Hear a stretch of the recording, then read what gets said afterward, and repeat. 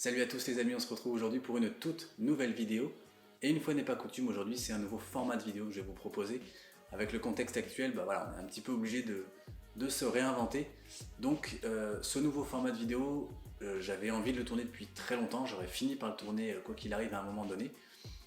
J'attendais juste le bon moment, la bonne année, et il se trouve que 2021 sera la bonne année, l'année où je vais courir l'UTMB. Et ce nouveau format de vidéo, ça va même être une série de vidéos que je vous explique tout de suite.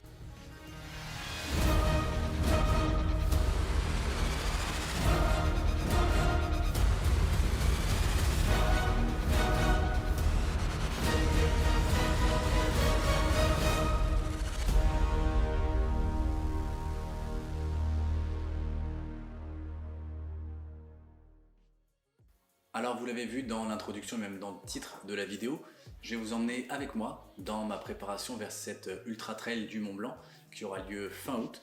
Alors je lance cette vidéo, cette série de vidéos un petit peu tard, entre guillemets, à un peu moins de 100 jours de la course, mais tout simplement parce que la faire plus tôt, ça aurait été un petit peu risqué, mais compte tenu des mesures actuelles, des dernières annonces, et même des annonces de l'UTMB, de l'organisation de l'UTMB elle-même, on peut espérer voilà, il y a de grandes chances que l'UTMB ait lieu cette année en août 2021.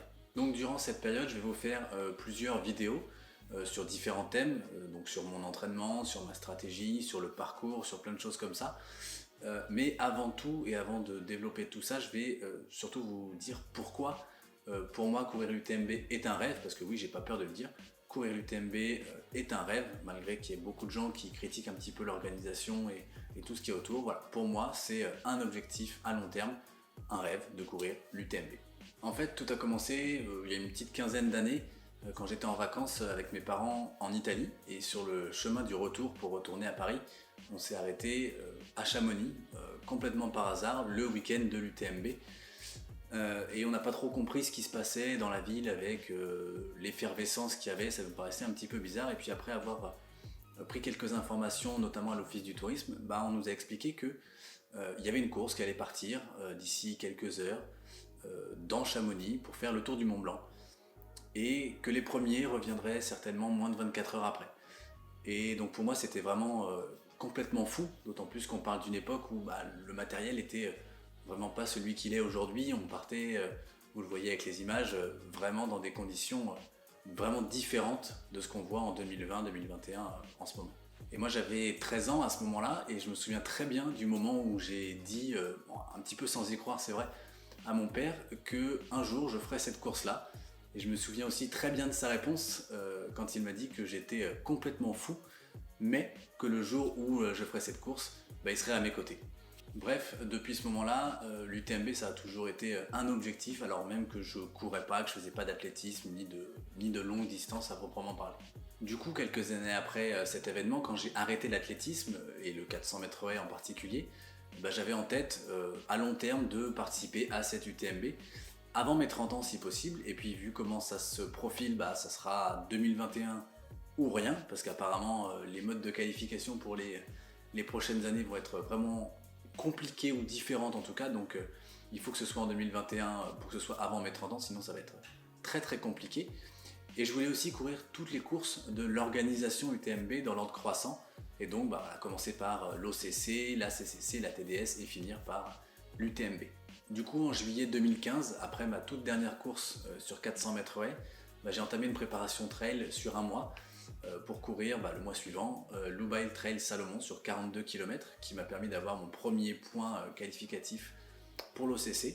Et donc un an après, en 2016, j'ai couru l'OCC à Chamonix et ça reste aujourd'hui un de mes 3 plus beaux moments de trail que j'ai en tête, surtout l'arrivée où j'ai retrouvé Manon, mes parents, après une course pleine vraiment réussie. Et du coup, les 2 années suivantes, j'ai participé au tirage au sort pour la CCC, sans réussir à être tiré au sort les 2 années. Donc la 3e année, j'avais ma place d'office, entre guillemets, sans passer par le tirage au sort.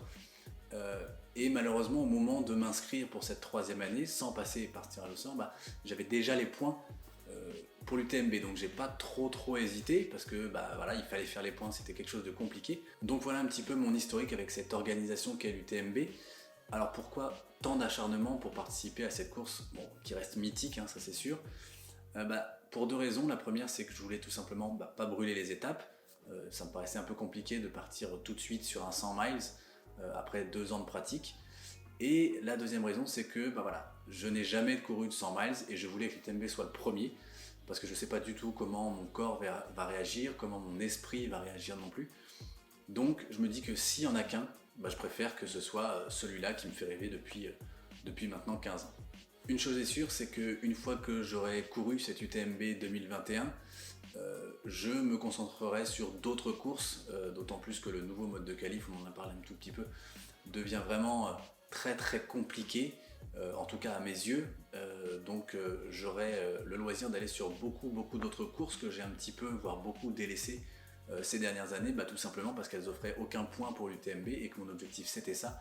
Donc j'ai déjà pas mal de courses en tête. Donc voilà un petit peu pour cette introduction à cette nouvelle série de vidéos que je vais vous proposer.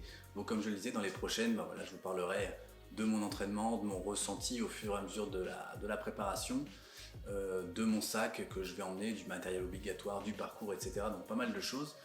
Et j'aimerais bien aussi faire dans les 30 derniers jours sûrement une vidéo par jour, un petit peu comme un journal de bord en vidéo, où je présenterai mon ressenti vraiment sur les derniers jours de la préparation, sur certains thèmes qui ne méritent pas forcément une vidéo à part entière, sur certains aspects vraiment de la préparation terminale, un petit peu comme Hugo Ferrari le fait sur son podcast une fois par an à l'approche d'un gros événement. Donc dites-moi si ça vous plairait d'avoir ce type de vidéo, alors vidéo très courte que je posterai tous les soirs ou tous les matins sans montage ou presque. Donc voilà, dites-moi si ça vous intéresse d'avoir ce type de contenu. En attendant les prochaines vidéos, n'hésitez pas à me donner votre avis sur le début et sur la série en elle-même que vous allez avoir. N'hésitez pas aussi à me dire s'il y a des thèmes que vous voulez que j'aborde sur certains points, que ce soit sur une vidéo complète ou même dans les 30 derniers jours éventuellement. Donc voilà, n'hésitez pas non plus à vous abonner à cette chaîne YouTube, ça nous aide beaucoup, à partager la vidéo aussi si ça vous plaît et que ça vous dit de le faire. Et en attendant les prochaines vidéos, surtout n'oubliez pas, portez-vous bien. Ciao.